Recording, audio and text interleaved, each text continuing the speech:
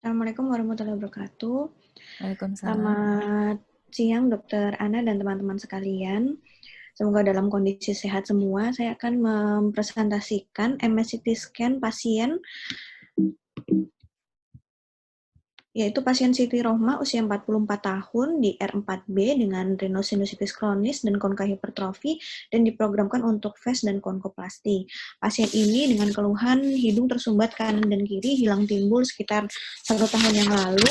Kemudian pada kedua hidung dengan fase 3, ada postnasal drip, ada gangguan penciuman yang terutama yaitu fase 8 dan adanya nyeri wajah.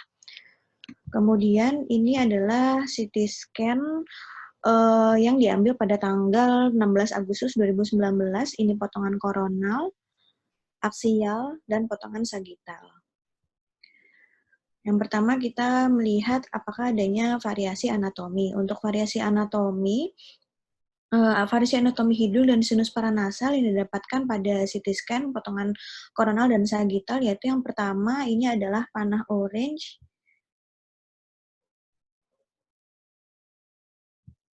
Yang untuk panah orange ini didapatkan adanya agarnasi sel.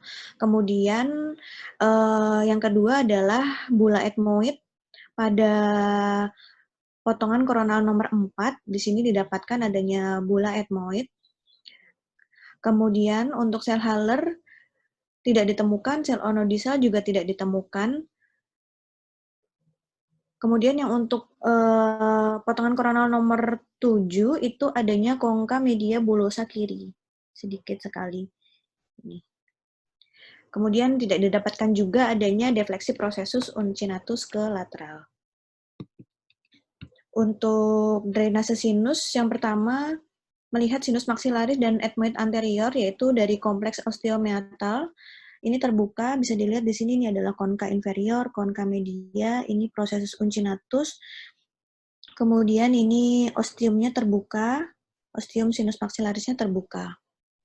Dari prosesus uncinatus tidak terdapat obliterasi, konka media ini bentuknya normal, tampak bulosa di konka media sebelah kiri, namun tidak menutup kompleks osteomeatal. Kemudian untuk sinus frontalis, recessus frontalis kanan dan kiri terbuka. Ini untuk potongan sinus frontalis, untuk potongan recessus frontalis yang sebelah kanan. Dan ini adalah yang sebelah kiri, dapat terlihat jelas drainase sinus frontalis terbuka. Ini adalah frontal beak. Kemudian drainase dilihat dari perjalanan sinus frontalis ke arah konka media. Kemudian sinus ethmoid posterior dan sphenoid dilihat dari recessus sphenoethmoidalis pada potongan aksial nomor 2. Itu kita lihat tidak adanya tertutup atau tidak adanya tertutup, jadi terbuka pada recessus sphenoethmoidalis kanan dan kiri. Tidak adanya obliterasi. Tidak adanya obliterasi. Kemudian untuk area kritis atau danger area, kita gunakan mnemonic clause. Yang pertama adalah C, cribriform plate, yaitu kita lihat ini adalah cribriform plate daerah sini. Untuk melihat keros, kita identifikasi adanya kristagali, fovea ethmoidalis, dan cribriform plate. Jadi kita tarik garis imajiner dari kristagali ke arah fovea ethmoidalis dan cribriform plate ke arah lateral. Kemudian kita ukur garis horizontal dari garis imajiner tersebut. Pada pasien ini kerosnya keros 1, yaitu kurang dari 3 mm dan simetris kanan dan kiri. Untuk kedua, kita lihat adanya sloping down basis kranii, apakah curam atau mendatar. Nah, pada pasien ini terdapat mendatar pada sloping down basis kranii, jadi aman untuk dilakukan tindakan. Kemudian untuk lamina papiracea, yaitu L itu adalah lamina papiracea. Di sini bisa dilihat di potongan koronal nomor 5 itu intak kanan dan kiri. Kemudian untuk onodisel, ini tidak tampak onodisel, dan pada pneumatisasi sfenoid, kanan dan kiri baik dan simetris. Kemudian untuk potongan koronal nomor 10, kita dapat melihat ethmoid anterior, arteri ethmoid anterior, dilihat kita melihat frontal, melihat bird beak, ini ujung dari paruh burungnya, kanan dan kiri. Sebentar, sebelum loncat, tadi balik ke yang tadi dulu, saya mau bertanya tentang pneumatisasi dari sel sfenoid, apakah memang benar simetris?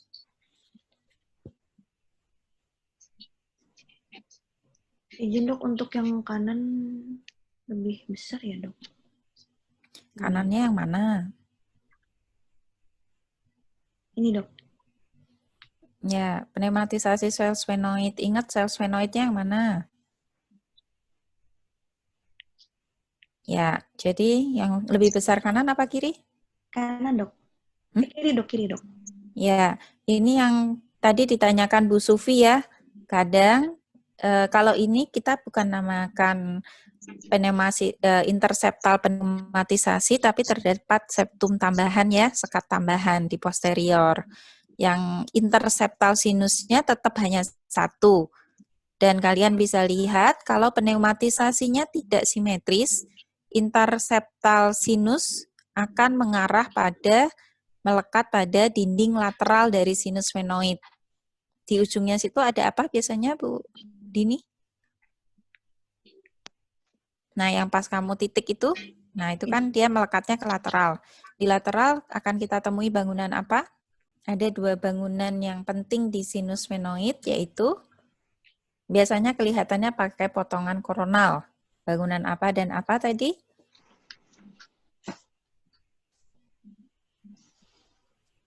Arteri karotis interna dan nervus opticus. Ya, jadi harus dikonfirmasi dengan potongan koronalnya dia terletak di mana. Itu ya, teman, ini sfenoid pneumatisasinya tidak simetris. Ya, boleh sekarang dilanjutkan lagi. Ini adalah sinus yang terlibat. Yang ini adalah poin A pada potongan koronal nomor 12 pada sinus maksilaris tidak tampak kecuraman kanan dan kiri.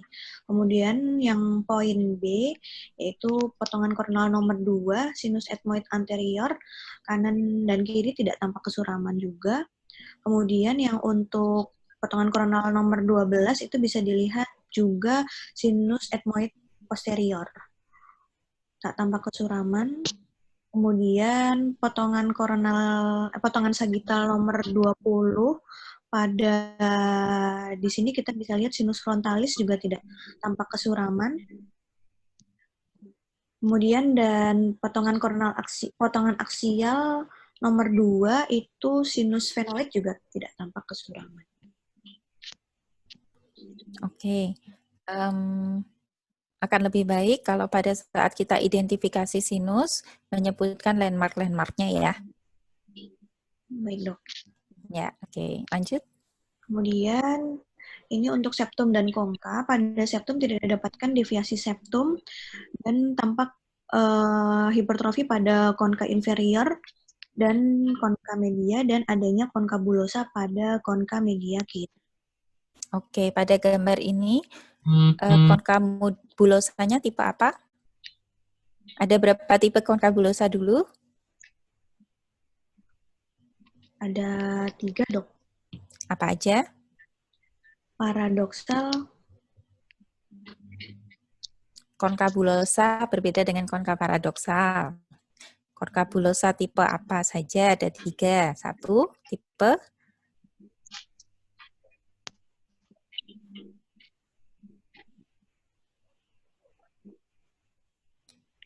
tipe bulbus. Yang kedua tipe lamelar, dan yang ketiga tipe ekstensif. Berdasarkan ketiga tipe itu, pasienmu tipe yang mana? Lamelar ya dok. Oke, jadi kalau tipe bulbus, tolong ditunjuk bagian mananya yang mengalami pneumatisasi. Dari sini dong. Bagian kepalanya atau perutnya. Enggak, itu punggung. Ya bulbus ya. Kalau bulbus berarti di daerah bulbusnya mengalami pneumatisasi. Tipe lamelar, hanya lamelarnya saja atau tangkainya aja atau perlekatannya saja yang pneumatisasi. Tipe ekstensif berarti pneumatisasi keseluruhan.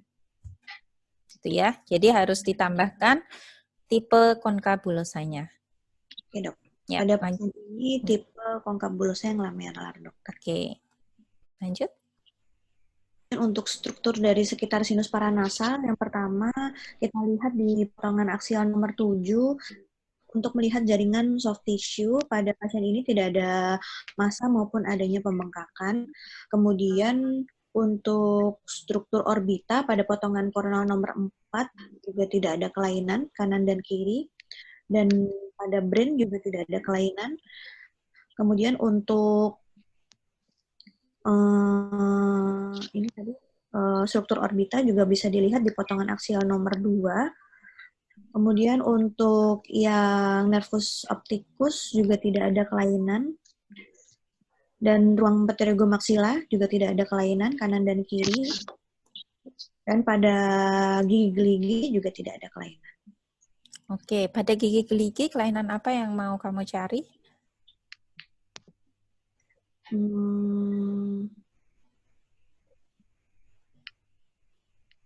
Kalau gigi geligi lebih jelas di panoramik ya, Dok. Kenapa? Kalau gigi geligi lebih jelas pada foto panoramik nggak, Dok? Loh, bukan. Maksudnya untuk potongan koronal, kita kan kadang melihat gigi geligi. Nah, apa yang mau kita nilai sebetulnya? Kepentingannya sesuai dengan kebutuhan kita, keadaan bagaimana yang akan menimbulkan atau mengakibatkan kelainan patologis di sinus?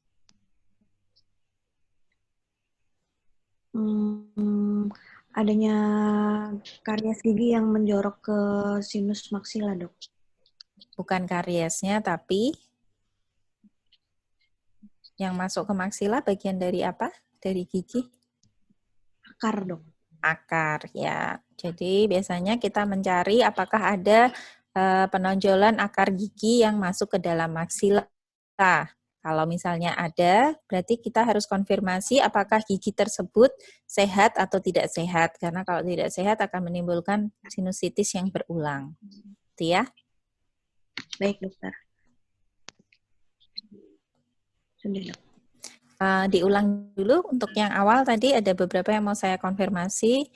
Mungkin yang ke depan saya akan konfirmasi setiap step aja, jadi biar lebih mudah ya. Jadi di sini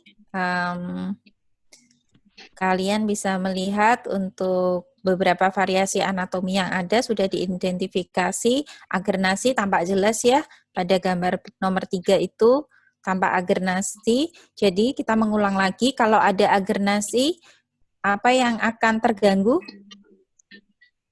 Drainase sinus frontal, Dok.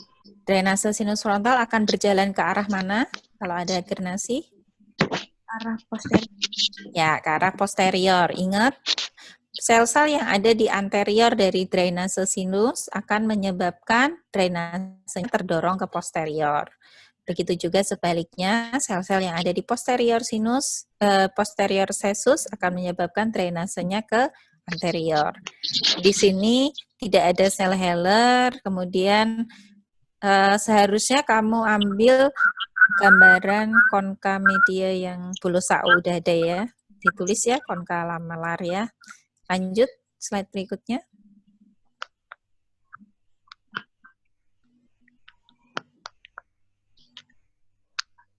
Ya, ini kalian bisa lihat pada resesus frontalis sisi kanan dan kiri ternyata berbeda ya. Sisi kanan itu gambar nomor 3 kalau nggak salah saya ya, benar ya? Ya, Dok. Ada sel agernasi cukup besar sehingga drainasenya akan bergeser ke posterior. Sedangkan gambar nomor 19 tidak tampak adanya agernasi yang besar. Kalian bisa lihat drainasenya lurus langsung ke arah meatus medius, nggak pakai bergeser. Ya, ini CT scan yang baik untuk dipelajarin ya, karena berbeda antara kanan dan kiri. Kemudian di sini kalian bisa lihat, usahakan mencoba mencari yang namanya hiatus semilunaris sama infundibulum ethmoid. Mencarinya pada gambar yang mana nanti bisa dibuka buku Kajeli. Di situ kalian ada definisi-definisinya sehingga bisa dicari. Next. Lanjut, slide berikutnya. Oke, untuk yang ini tadi udah dibahas. Saya ingin koreksi sedikit mengenai cara menilai keros. Jadi cara menilai keros, garis khayal yang dibuat kalau dari lamina cribiformis, kita lihat lamina cribiformis ada di medial. Berarti kita menarik garis khayal dari medial ke lateral. Sedangkan untuk fovea ethmoidalis, kita menarik garis khayal dari lateral ke medial. Jadi bukan dari kristagali ditarik ke fovea ethmoidalis, tetapi dari fovea ethmoidalis ditarik ke medial sejajar dengan kristagali. Jelas ya? Ya.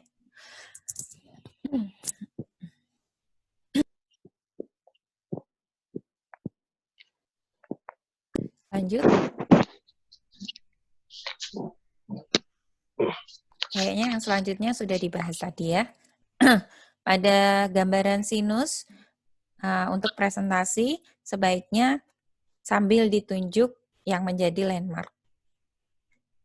Urut mulai dari sinus frontal yang paling anterior sampai sinus sphenoid. Jadi perpindahannya akan kelihatan dari sisi frontal, sisi anterior itu apa yang dinilai, lebih ke medial, kemudian ke posterior apa yang dinilai. Jelas ya? Gambar nomor 2, ini salah satu contoh kalau kalian mau menilai osteomeatal kompleks. Di situ kalian bisa menilai tepi bebas processus uncinatus terlihat. Ostium sinus maxilla juga terlihat. Ini tadi yang ditanyakan Bu Rika, kita melihat ostiumnya obliterasi atau tidak, cari gambar yang menunjukkan tepi bebas dari processus uncinatus, cari landmark kedua, concha media, dan landmark yang ketiga, bulla ethmoid. Baru kita bisa menilai ostium sinus maxillanya obliterasi apa enggak. Gitu? Ya. Oke, ada pertanyaan? Boleh dari Bu Dini atau dari yang lain?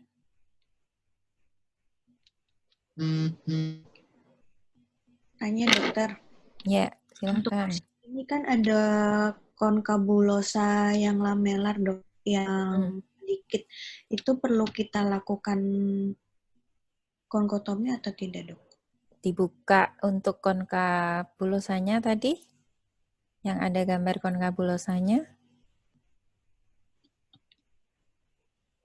Ya, ini ya. Kita lihat apakah konkabulosanya menimbulkan obstruksi pada drainase sinus? Tidak dok. Tidak. Jadi tidak perlu dilakukan tindakan. Tidak semua konkabulosa perlu dilakukan tindakan. Pada prinsipnya, variasi anatomi yang menjadi predisposisi sinusitis itu yang dilakukan tindakan. Baik dokter. Ada pertanyaan yang lain?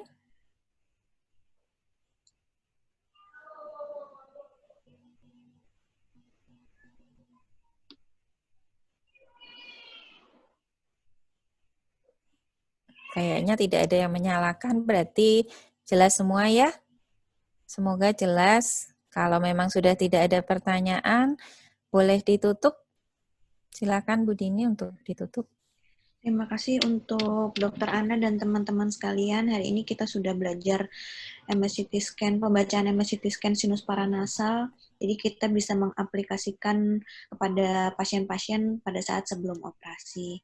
Semoga teman-teman sehat semua. Terima kasih atas perhatiannya. Terima kasih Dokter Ana. Assalamualaikum warahmatullahi wabarakatuh. Waalaikumsalam warahmatullahi wabarakatuh.